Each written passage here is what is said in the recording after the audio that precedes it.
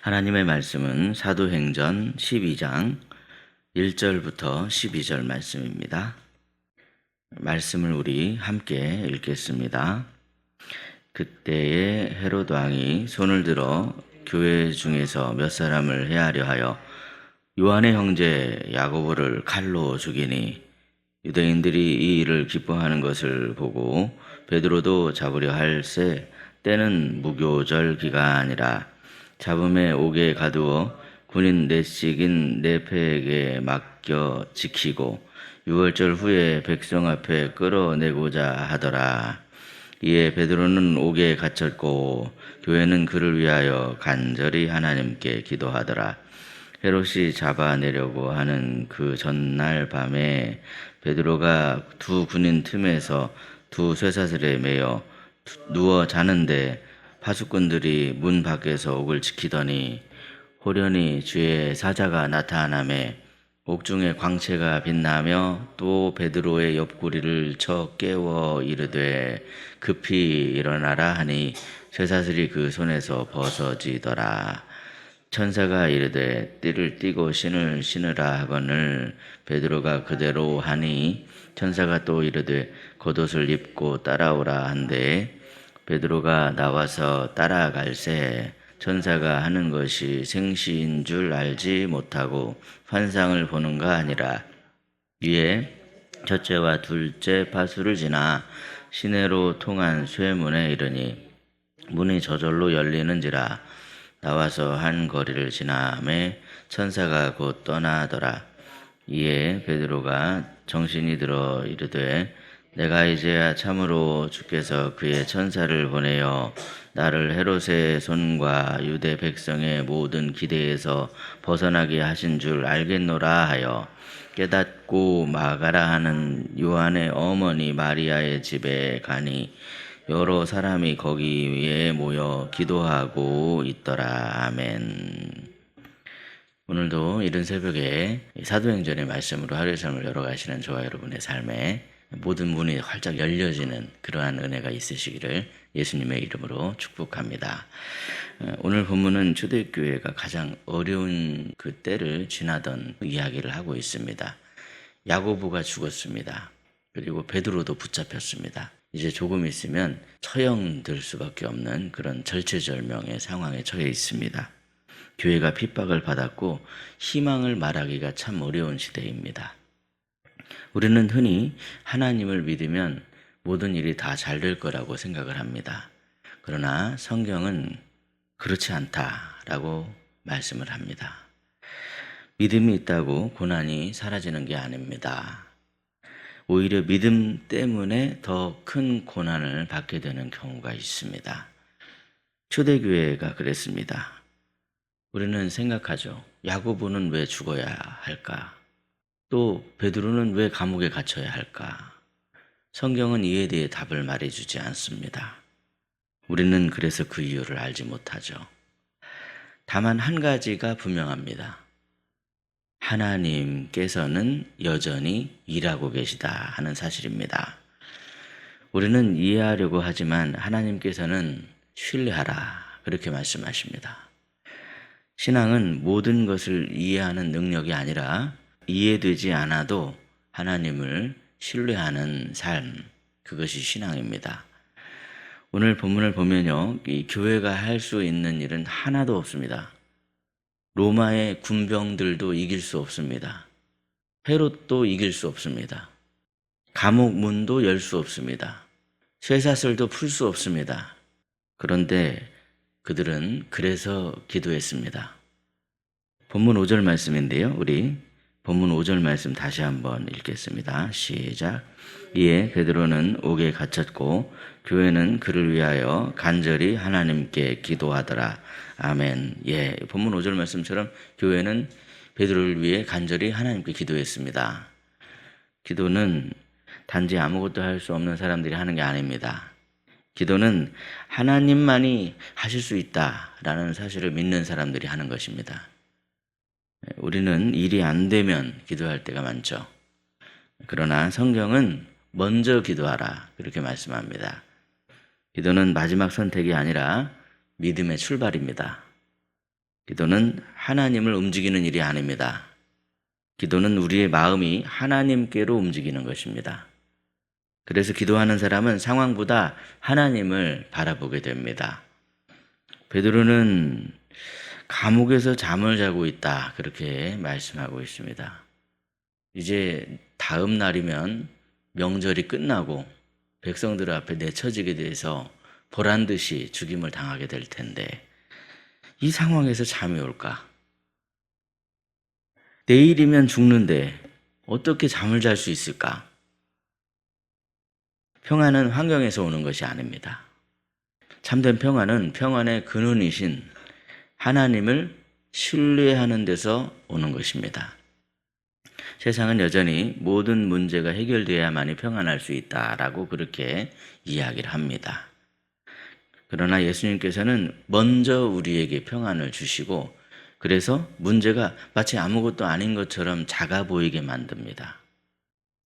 평안은 상황에 대한 어떤 결과가 아니라 하나님과의 관계에서 오는 선물이다 하는 것을 말씀을 통해서 깨닫게 되죠. 그러므로 평안의 근원이신 하나님께로 오늘도 더 가까이 나아가심으로 말미암아 참 평안을 얻으시는 저와 여러분이 되시기를 예수님의 이름으로 축복합니다. 본문 이제 7절부터를 보시면요, 주의 사자가 호련히 나타납니다. 쇠사슬이 풀리고요, 감옥문이 열리고요, 그리고 쇠로 만든 문이 저절로 열립니다. 이 지금 누가가 이 장면을 아주 담담하게 그렇게 기록하고 있습니다. 기적을 과장하지도 않습니다. 왜냐하면 이 하나님께서는 이 일이 어려운 일이 아니기 때문에 그렇습니다. 사람에게는 닫힌 문일 수 있지만 하나님께는 닫힌 문이 아닙니다. 우리는 닫힌 문 앞에서 절망할 때가 많죠. 우리 앞에는 여러 문들이 있는데 문이 열려 있냐 닫혀 있냐에 따라서 우리 마음이 일희일비할 때가 참 많습니다. 그러나 우리 하나님 어떤 분이십니까, 여러분? 우리 하나님은 길을 만드시는 분이십니다. 하나님께는 닫힌 문이 없습니다. 그래서 믿음은 이 문이 아니라 하나님을 바라보는 것입니다. 그런데 더 흥미로운 장면은 그 다음에 나오죠. 이제 본문 12절을 보면 이것이 주의 역사임을 깨달은 베드로가 자기를 위해 함께 모여 기도하고 있는 그 집으로 찾아가게 됩니다.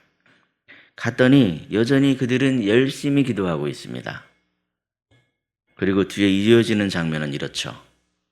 베드로가 문을 두드리는데 로데가 그 목소리를 듣고 베드로구나 알아듣습니다. 로데가 기뻐해서 기도하던 사람들에게 뛰어들어갑니다.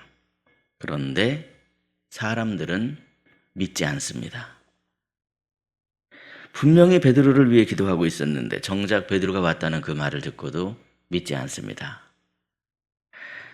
우리의 모습과 참 많이 닮았구나 하는 그런 생각을 합니다. 우리는 기도하면서도 너무 큰 일이라서 응답을 기대하지 않을 때가 있습니다. 기도를 하긴 하지만 그냥 포기하는 마음으로 기도할 때도 있습니다. 그러나 여러분, 그래도 우리 하나님께서는 여전히 일하십니다. 하나님의 역사는 우리의 믿음의 크기에 달려있는 게 아닙니다. 하나님의 신실하심에 달려 있습니다. 그러니 얼마나 감사합니까? 그래서 예수님께서는 겨자씨만한 그 작은 믿음만 있어도 된다, 그렇게 말씀하신 것이죠. 우리의 믿음의 큰 것을 자랑할 필요가 없습니다. 그저 작은 믿음이면 됩니다. 작은 믿음이라도 무조건 하나님께로 가져가야만 하더라는 것이죠. 겨자씨만한 믿음이라도 우리 주님께로 가져가심으로 말미암아 신실하신 주님의 역사를 경험하시는 저와 여러분이 되시기를 예수님의 이름으로 축복합니다. 오늘 말씀을 읽으면서 우리가 한 가지를 기억했으면 좋겠습니다. 우리 인생에도 닫힌 문이 있다는 거예요. 닫힌 문이 있다. 기도해도 열리지 않은 것 같은 그런 문이 있을 수 있습니다. 오랫동안 기다려도 그대로인 것처럼 보이는 그런 일이 있습니다. 그러나 우리 앞에 닫힌 문이 하나님의 부재를 의미하는 건 아니죠. 하나님이 없으십니까? 그렇지 않습니다. 하나님은 여전히 일하고 계십니다. 오히려 하나님은 닫힌 문 앞에서 우리를 기다리게 하실 때도 있고 또 그 기다림 속에서 하나님을 더 깊이 만나고 하나님을 배우게 하실 때도 있습니다. 때로는 하나님께서 문을 열어주십니다. 때로는 하나님께서 우리 앞에 닫힌 문을 두십니다. 그러나 그 모든 일은 우리를 살리고 또한 우리의 믿음이 깊어지고 우리의 믿음이 성숙해지게 하시기 위한 우리 하나님의 은혜입니다.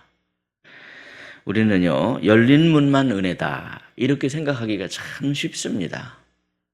그러나 닫힌 문도 은혜일 수 있음을 기억해야만 합니다. 닫힌 문이 우리를 더욱 하나님 앞으로 가까이 나아갈 수 있도록 이끌어주기 때문에 그렇습니다. 생각해 보면 여러분, 우리는 죄라고 하는 감옥에 다 갇혀 있었던 사람들이죠.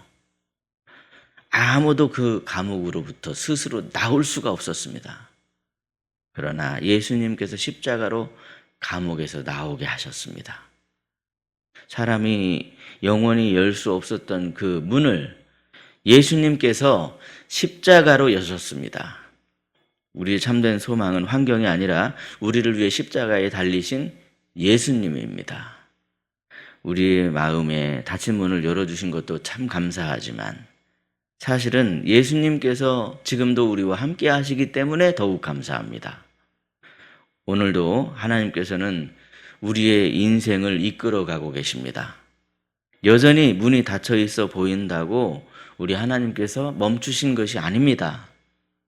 기도해도 아무 일이 일어나지 않는 것처럼 보여도 하나님은 가장 정확한 때에 가장 선하신 일을 이루시는 분이십니다. 그러므로 오늘도 기도하십시오. 문을 열어달라고만 기도하지 마시고 닫힌 문 앞에서도 하나님을 신뢰할 힘을 더해 주옵소서, 그렇게 기도해야 합니다. 바로 그 믿음이 우리를 살리고 교회를 살리며 계속해서 길을 만드시는 하나님 안에 머무는 축복으로 우리를 이끌어가기 때문에 그렇습니다. 오늘도 우리와 함께 하시고 닫힌 문을 열어주시며 더욱더 그 하나님을 신뢰하게 하시는 신실하신 하나님을 붙잡고 의지하며 하나님께 엎드리시는 저와 여러분 되시기를 예수님의 이름으로 축복합니다. 기도하겠습니다. 하나님 아버지, 월요일 새벽에 우리가 주님을 바라봅니다. 우리 앞에 여전히 닫힌 문들이 참 많이 있습니다. 건강의 문, 취업의 문, 진로의 문, 물질의 문, 사업의 문, 승진의 문, 관계의 문, 정말 다양한 여러 가지 문들이 우리 앞을 버티고 있습니다. 그러나 우리가 문보다 하나님을 바라보게 하시고 응답보다 하나님을 신뢰할 수 있게 해 주시옵소서. 우리의 작은 믿음을 붙들어 주시고 어떠한 상황에서도 기도를 멈추지 않는 삶을 살게 하여 주시옵소서. 이미 죄와 죽음의 문을 열어주신 예수 그리스도를 바라보며 오늘도 소망 가운데 흔들림이 없는 삶을 살게 하여 주시옵소서. 성령 하나님, 오늘도 우리 마음이 닫힌 마음이 되지 않게 하여 주시고 하나님의 은총 아래 열린 마음이 되어서 주시는 은총이 우리 안에 차고 흘러 넘치는 은혜의 통로가 될 수 있도록 역사하여 주시옵소서. 이 시간 주님 앞에 엎드려 기도드립니다. 아버지 하나님, 오늘 하루도 닫힌 문을 열어주시는 하나님의 주권 아래 살아갈 수 있게 하여 주시고 우리의 삶을 통하여서 하나님의 살아계심이 드러날 수 있도록 주님 축복하여 주시옵소서. 우리 구주 예수 그리스도의 이름으로 기도드리옵나이다. 아멘. 각자 기도하시겠습니다.